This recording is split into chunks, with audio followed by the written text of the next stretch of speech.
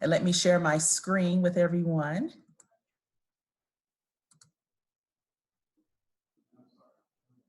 So number one, I just want to thank everyone for coming out today to participate in really what it means to reset and pivot your leadership style.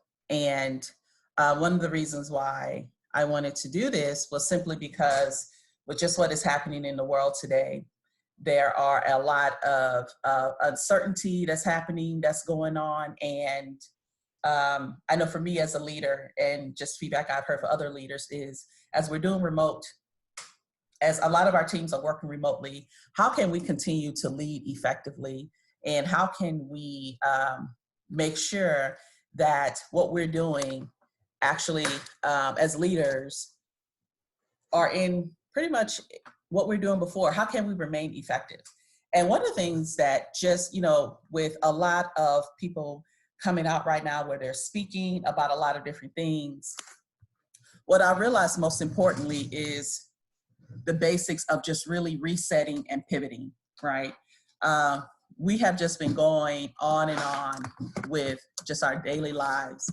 And I realized that just in general that, we've been going on and just working, coming in and working every day. And just with the way that we're now having to maneuver with our workload or just with the kids and everything, that we need to reset and pivot. And essentially, I was like, let's just take it back to the basics. What are we doing as leaders? And how we're changing our leadership style. Excuse me, I am really trying to get organized here. The sun is coming in and I want to make sure that it is not blocking what I'm doing here. But just reset, right? So when we became leaders, just a show of hands, how many of us are leaders now? Right? And with that, I know, for me, example is right now, a lot of my team is working remotely. I'm staying at home, I'm working with my kids, and I had to revamp just how I did things the normal way and how I'm going to continue doing things. And I had to really change my mindset on a couple of things and just really calm down, stand in space, and really understand, what do I need to do next in order to continue to be effective and impactful with my team and my organization? And I just thought, I need to reset and pivot my leadership job and where I'm going. So my name is, excuse me, okay, man. My name is Ucheonye. Maybe for those who don't know me, I am the founder of Women Helping Women Succeed. I'm also a manager in Johns Hopkins University Applied Physics Lab. I'm a mother of 2 amazing boys, and I'm married, and I like cycling all the time. And I'm actually from Texas originally, born and raised East Texas, and right now graduated from Prairie View A&M and HBCU, and I lived in Texas probably the first in my 20s, and then I moved to Arizona, where I got my first engineering job and loved it. That's where I found my husband and got married. And I've actually been in engineering for the last 20 years. I've had the opportunity to work on a lot of different projects and work with a lot of amazing teams and a lot of amazing leaders. And over the course of my 20 years, I have been able to meet leaders who have impacted me as an individual and as a person, of who I strive to be. I've worked with leaders who were not so great, and I've learned to do things from them of what never to do. And I just really wanted to make sure that I'm able to show that today. So the 3 things that we're really going to focus on today is defining what leadership is, articulating what are leadership styles, leading during uncertainty, competency of leaders, what does that mean? What does that look like? Key impactful leader behaviors, and how do we continue to evolve as a leader? So by definition, right, there are so many definitions of what it means to be a leader. And the highest one to me is really that leadership is, leadership is the art of influencing and develop others to achieve their highest potential. And the question I pose to you, to everyone today is, what made you decide to be a leader? What made you decide that you wanted to lead people, that you wanted to lead other people, organizations, projects? What made you decide to do that? Anybody want to raise their hand and speak up? What made you decide that you wanted to be a leader? Look, it's 5 of us on here, so we can unmute and be engaged and have such a great time. So how many of you have decided that, you know, this is why you want to be a leader? So for me, I wanted to lead is because I saw what it meant on how not to lead effectively. I saw, I had managers and leaders who I saw people that quit working for them. I saw that people were getting frustrated, and I saw, welcome Pat, how are you? Come on in, welcome. I saw how people felt emotionally when they did not have a good leader. And, you know, that was one reason why I decided I wanted to become a leader early on in my career, was to effect change, was to be a change agent, was to move an organization with the challenges that we were facing, both domestic and abroad, to help out with that. And overall, because I am a people person, I always wanted people to be at their best every time. And I wanted to make sure that I was helping that and being a part of that.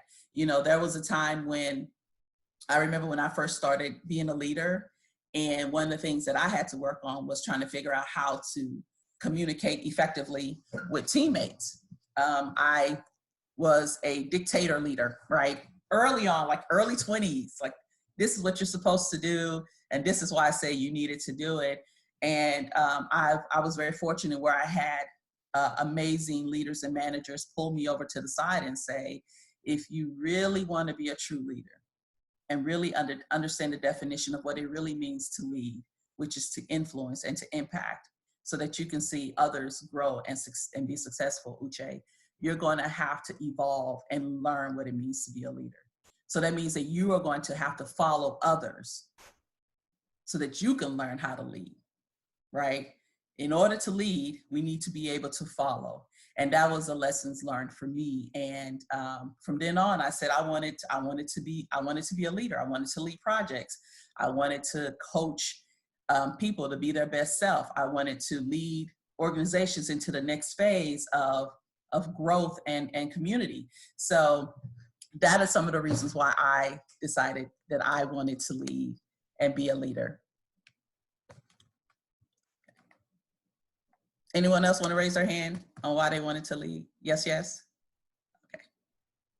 So just so you know, for those of you, for everyone, the more comments we get, we will be able to, I'll be sending out an email with a free PDF of one of my Excel sheet modules, one of my Word modules of the process it takes to grow your careers. So the more engaged we are, the better we are. And we all are here to learn from each other. So any advice that you have, any comments that you want to make to everyone, let's make this as engaging as possible. And I say yes, yes, and everyone else will say yes, yes, right? So you can type in yes, yes. Yes, yes. Yes, yes. Okay. So the next thing, topic of what it means to lead.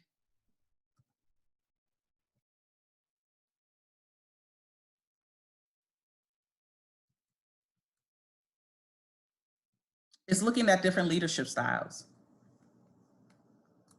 So my pictures are not going to work for me today. All right, so what I'm going to do is just talk through this.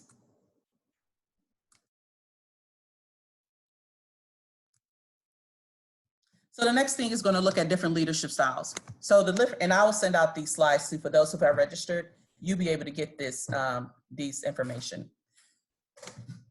on what it means to be an effective leader.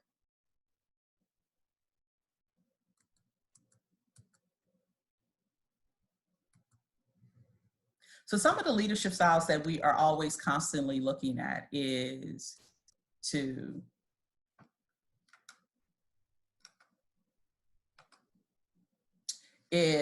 that, you know, we state that effective leadership today it's not a one size that fit all. It must be flexible and situational, and of course, give the best performance of others, require different approaches and behaviors in how we direct, correct, reward performance.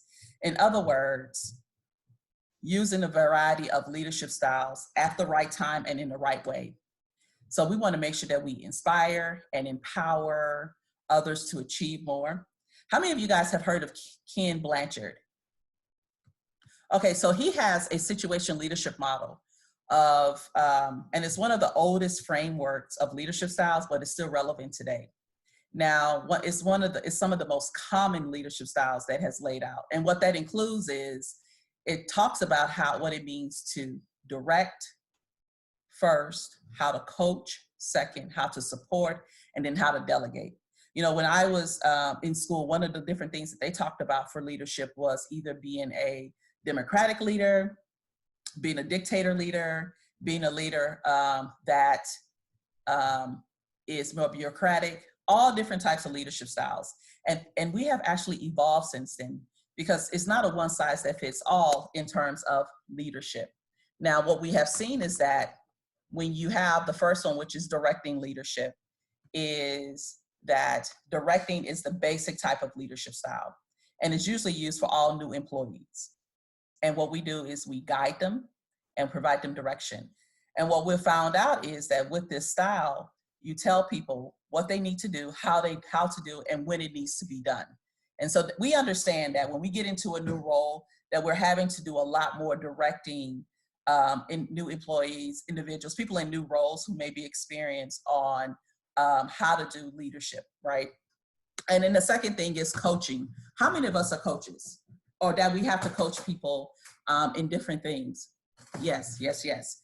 And you know, I didn't know about coaching until maybe 5 years ago, when at the time for me, I was actually I was in a point of my career, where I became stagnant, and I had to actually go in and seek and find a coach. And what the beauty is of coaches is the fact that you get a coach, just like if someone is trying to, like I used to run track in college, and I had a coach, and she was very specific in what she did, right? She knew what time I needed to get for that 200-yard dash. She knew how much conditioning I needed. She understood of how much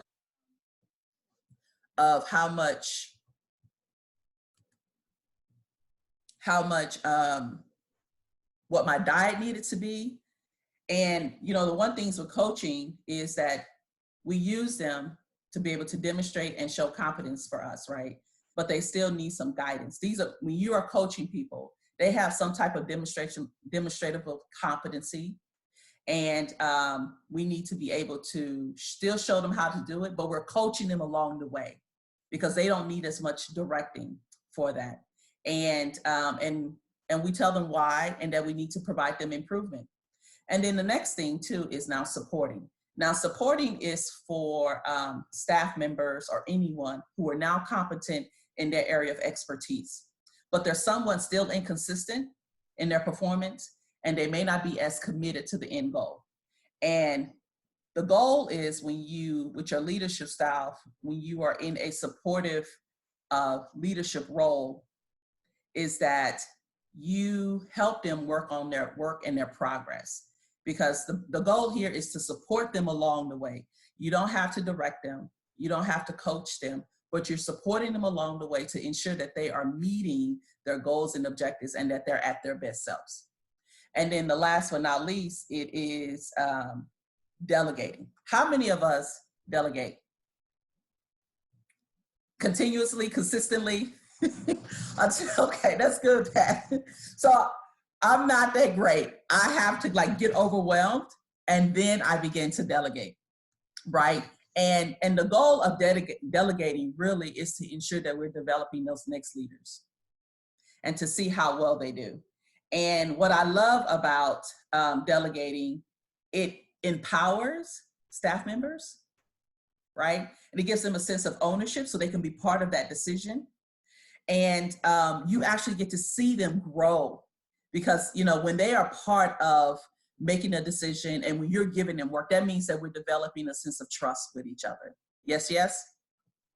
So, and there are also other different types of leadership styles as well, but that's the one that I have found more effective is when you begin to direct, when you begin to coach, when you begin to support, and when you begin to delegate. And the beauty of it is, as a leader, you're developing leaders. Yes, yes. And we understand that leadership is an ever-evolving skill, and that in order to succeed, we need to make sure that we are able to adapt our leadership type and be open to learning new skills and bringing forth the best approach in others. So that is what we're talking about as far as leadership type. And the next one is leading during uncertainty. So all your leaders right now, have people been coming back to you asking you questions on, because of what is happening in the world today, what do I need to do next? Have you been getting that feedback? Or how can I answer those questions? So Pat, you weren't on here yet, but I've stated that if people want to be able to speak, you can definitely do that to have more of an engaging community. Do you want to do that, to say what are some of the things that people have been saying to you? Okay, let me unmute you. Okay. Hold on, maybe I did unmute you. All right. Okay. Yes, I've had questions, and pretty much one of the ways I direct people is, what do you feel is your gift? What do you have to offer? And then to really find ways in which to engage within your God-given gifts or the things that you enjoy doing. That, you know, one thing is, when you're wondering what's next, a lot of people in this day and age, people are people persons, honestly. We are social beings. And so now we're being told we can't, we got to social distance. When the reality is we're people distancing, but that doesn't mean we can't still connect and engage. Right. And so the idea is now we have to find ways in which to engage others through technology, through our telephone, just making sure that we are still connected to people. It just means that, the face-to-face is a challenge right now. That doesn't mean that it's going to always be a challenge, but it's a challenge right now. And so it's really finding what is that thing that you can do even from home. If that thing is, I can call my seniors and check on them every day, awesome. If that thing is, you know what, why don't I go out on Facebook and give an encouraging word to all of my Facebook friends? That's awesome. But a lot of times we look at the little things and we say, oh, that's too little. It's not big enough. You'd be surprised at the little things we think about are actually huge things, because people want to know that they're being thought about. That. Thank you. You made such an excellent point, because, as the fact that you said, just thinking about what can we do within our gifts to help out right now. And, one of the benefits of when you have a leadership mindset is that you're able to diagnose the situation, right? And you're able to predict concerns and questions of people that's being affected by the change. And you're already thinking ahead. You're thinking ahead of this incident or this situation is happening. How can I be impactful during this? What can I do to help ease the waves, right? And those are and that's how leaders, we lead during uncertainty. Those are some of the traits that we have. The second thing is that we are always so flexible, right? We know how to apply the appropriate change. We change our leadership strategy based on the situation at hand, right? So we know that sometimes that when we are leading, sometimes people just want you to listen to them. That does not necessarily seem like they want you to provide them direction or advice, right? And they just want to listen. And that comes with time. But as leaders, those are just some of the amazing traits that we have, especially during times of change, of uncertainty, chaos. That's how we are able to lead, not, when they say, oh, I'll be glad when this is over. The thing for a leader is that not only do we not try to help them through over it, we help them through it. That is the beauty of leaders. And we know how to partner with people as well, right? We know how to allow them to voice their concerns and influence the process. That goes back to being able to be a support, not a director, not a coach, and not a delegate, but being a supporter during times of uncertainty. And I want to challenge each one of you today to say, what are you doing differently?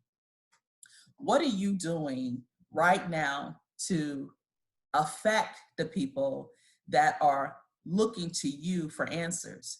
How are you showing up to them? Are we showing up based on what we think that they want? Or are we looking at them from a holistic standpoint and listening to see if we're providing what they need? Yes, yes? Okay. Thank you, Pat, for being engaged. I see Danielle. Danielle says, delegate, always. It is a balance between staff doing too much and actually setting them up for success. It can be a challenge. That is correct. I don't know why we have a hard time delegating.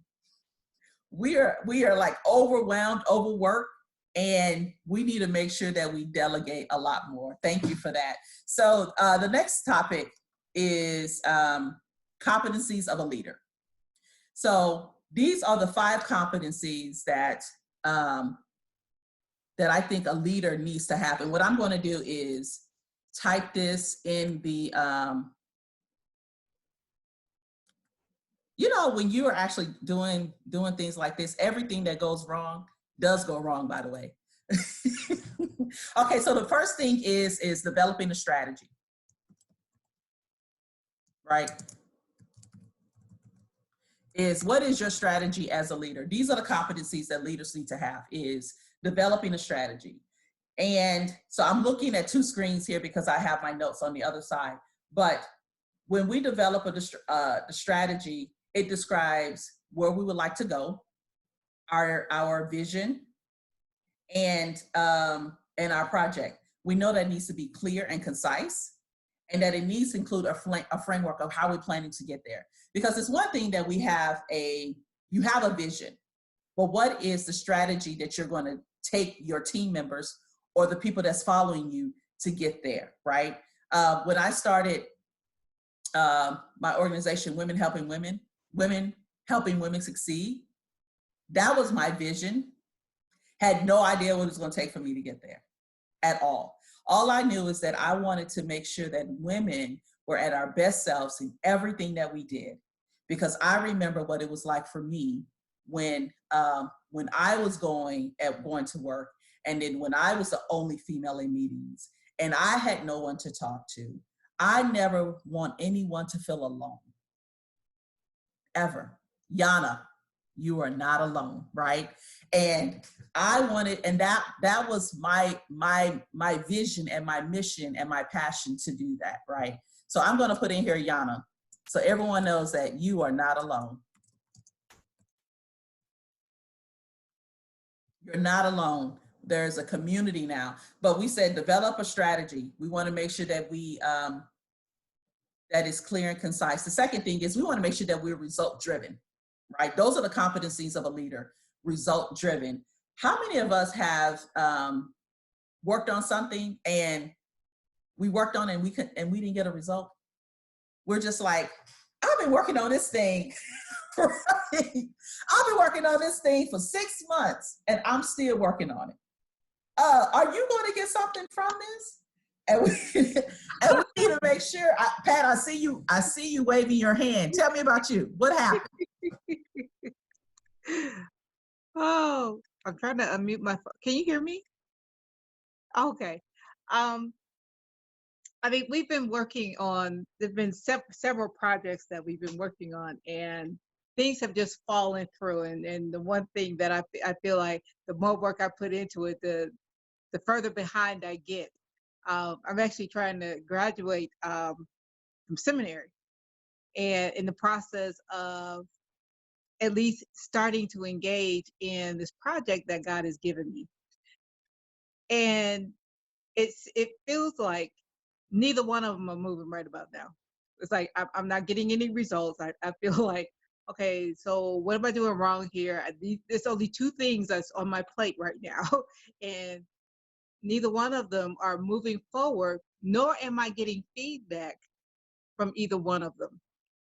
There are papers that I'm in the process of completing, and the books that I have to complete this paper doesn't seem to be giving me the answers. It's like, really, I'm sitting here, these are the books that were assigned, but it's not addressing the points that I brought up in my paper. So now I'm sitting back and I have to rethink, my entire paper, but also rethink whether or not I'm going to graduate in May of 2020. It may happen in 2021. And it could be that God is saying it's not time. And I don't mean to put, express my faith or project my faith onto everybody. But it's my faith is important to me. But it's understanding that sometimes when you don't get answers, you might not be looking in the right direction. And that's a hard pill to swallow when you put in a lot of work and you get no response. You see no movement. It's painful. But when you take a stand, when you understand that everything is possible, then you also understand that the direction that I'm taking may not necessarily be the right direction. And so you have to be willing and flexible to change some things around, rethink some things. Stay the subject, but rethink some things. Thank you for sharing that. And that is actually a great trait of a leader, because when you see that no movement or progress is being made, right?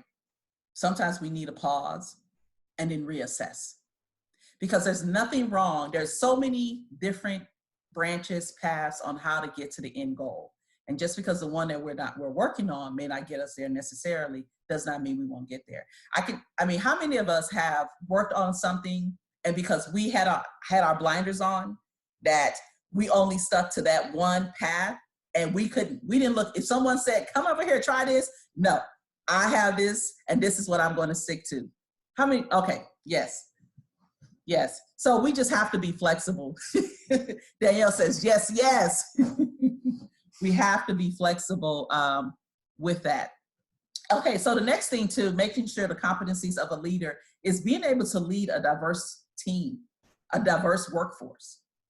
Because right now, the world is changing so much that it is no longer one particular group. We have so many different groups, people, organizations, and we have to make sure that we can lead effectively, because the diverse teams are the teams that has been shown where they can solve problems quicker, and they can bring in the organization, your company, your group, the best ROI. And as leaders, we need to make sure that we are effective in doing it, and hire people who are not like us or that we are comfortable with, but making sure we are looking outside of our blinders to make sure we're bringing in the best people that we need to get the job done. Yes. And also, we know this to be an effective communicator. And how many of you have actually taken communication classes? Okay, I have. I'm still taking classes because I'm coming to realize that learning to communicate as an engineer is so much different than learning to communicate with non-technical people. I did not realize this because normally I'm just like giving information, this is how you do it, and you really need to create stories. You need to create stories so that you can relate, because people need to know that I'm not alone. She understands where I'm coming from. And I didn't get that. I've been presenting maybe, I don't know, a long time. And it wasn't until 5 years ago when I had went to a conference and I had did a speaking engagement. And after the engagement, no one came up to me and asked me any questions. And I said, wait a minute, this was a great presentation. And my one of the senior leaders came in and said, Uche, what you had, the information was great, but we couldn't relate. And I was like, aha, my aha moment. So I had to learn how to communicate effectively for a different crowd, right? A different type of group. And so that the message that I am giving can be relatable to anyone, anytime, anywhere, any place, forever. So I had to learn how to be an effective communicator. And the last but not least, one of the competencies of a leader is trust and integrity. Now, this is so important because trust and integrity. I don't know how many of you have worked with leaders that you didn't trust or that did not have integrity with their people. You know, a leader is successful with others when they can be open and candid. Full transparency, does not seem like they're hiding anything, and behaving in a way that demonstrates their core values of what they believe in. And they show that they're a high person of moral standards and integrity. You know, they honor their commitments, their collaborations as a team member. They don't try to undermine someone else so that they can get ahead. And they respect and treat everyone with respect. And, you know, as a leader, we need to make sure that we can gain that with people that are following us or looking or that we're leading, is that we are, you know, we are trustworthy and that we have integrity and we are our authentic selves. So what I'm going to also challenge you today is if you have not, or you need to, in the next 30 to 90 days, develop one of those competencies of where you are now to where you're trying to be within the next 30 to 60 days, because you are going to be amazing after we continue to work on that. The next thing is we want to talk about is making an impact. What does it mean to be an impactful leader? We are going through this right now at work, where you know how you're just getting work done and you're just doing the work, and someone's asked you, okay, so that's great work that you did, but what impact did it have to the organization or where I'm trying to go, what I'm trying to meet? And they're like, I don't know. So was the work impactful? And in order to make sure that as leaders that we are bringing impact, that our work is impactful in the work we're doing, is we need to make sure that we are setting clear and concise goals for our team. I cannot tell you how many people I have worked for and that we were fumbling around for months because we didn't know what we were doing, because the goals were not clear or concise. They were like, here, I need this solved. Maybe this problem, I'm not really sure, but you go figure out the problem, go solve it. And 6 months later, we were still trying to figure out what it was, right? The second thing is that we need to make sure that the purpose is clear. How many of us have asked just people, like, you know, what are you working on? And then you ask them why they're doing it, and they have no idea why they're doing it. So the reason why the purpose is critical is because we want them to be invested. When they can see every day, yes, says every day. Yeah, I understand. We want to make sure that people understand the purpose and why they're working on something, because I need you to be invested, because if we need to come in during off hours, you're going to be invested to make sure that we get this done because of the global mission of what we're trying to achieve. The next thing is just making sure that the purpose aligns with the company's mission and goals. Like if you are an entrepreneur and you have people working for you, and if what they're working on does not align with where you're trying to go, mismatch all the way. You need to make sure that they are in alignment with each other. And then also tracking deliverables, tracking what type of progress we need to make. Again, we'll work on things and then a year later, we're still working on it and we haven't got anything done. And the last but not least is holding your team members accountable. Now this is, and you want to hold them accountable in a way where they don't feel as if it becomes a conscientious environment, right? You want to hold them accountable so that they can know what it means to be held accountable and they can grow and they can be a successful leader as well, right? Because we want to make sure that we're growing leaders and that they know what it means to hold people accountable and they are not afraid and they're not making it a conscientious environment when they're giving people feedback, right? Yes, yes. Last but not least, what do we need to do to evolve as a leader? Now, this is something that you will be doing continuously. I'll be doing continuously all the time. First thing I recommend is make sure you get a mentor and a coach. Now, a mentor, because I've heard people say, well, I don't know the difference between the two. One, a coach is someone that has that expertise that they're going to bring in, and then they're going to make it's like you're going to go from 0 to 200 within X amount of time frame, and they cost money. They cost money, but they're worth it. They're worth it. A mentor is someone who has that knowledge and they're going to transfer that to you at no cost. It's someone that can usually be in your organization and they're helping you and guiding you along the way in whatever expertise that you're trying to grow into. You need to make sure that you become a lifelong student. You cannot stop learning. You are too important right now with what's going on outside of the world and inside of your company. And we need to make sure that we are continuing to learn and grow so that we can become effective and meet these challenges that's coming towards us. And the third thing, we need to be intentional with how we lead people. And I highlight the word intentional. And I say that is because you just can't come into work every day and just think you're going to lead. You really need to make sure that you are strategic in how you're leading your team members and intentional in how you're growing them, intentional in the work that they're doing and making sure that you're showing up and that they see that you care about them, asking what they're doing, asking if they're being challenged, asking where they're trying to go, and making sure that's in alignment with where the company is going. I have seen people work on things that has nothing to do with the organization, and they're wondering why they're not getting promoted and why they're not getting raises. Yes, yes. And the last but not least is to transfer from a fixed mindset to a growth mindset.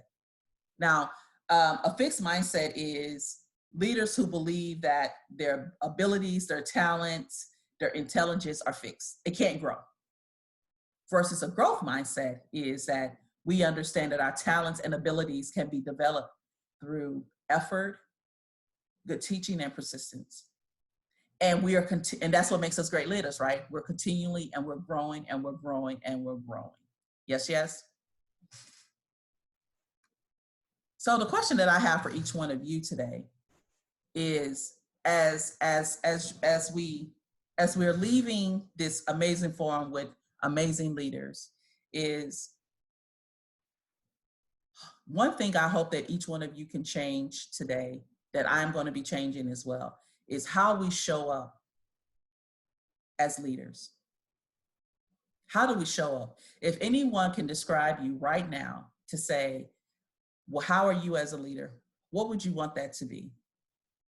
I would want them to say that I'm authentic, that I'm transparent, and that I really care about where they're growing. And I would want the organization to say is that Uche understands what our challenges are and where we're trying to be. So what I'm going to encourage each one of you today is to think about how you show up with the people following you, with the people that you're leading, and how that applies to your own company or the company that you're working for. Yes, yes? Okay, does anyone have any questions? Does anyone want to make any comments or statements?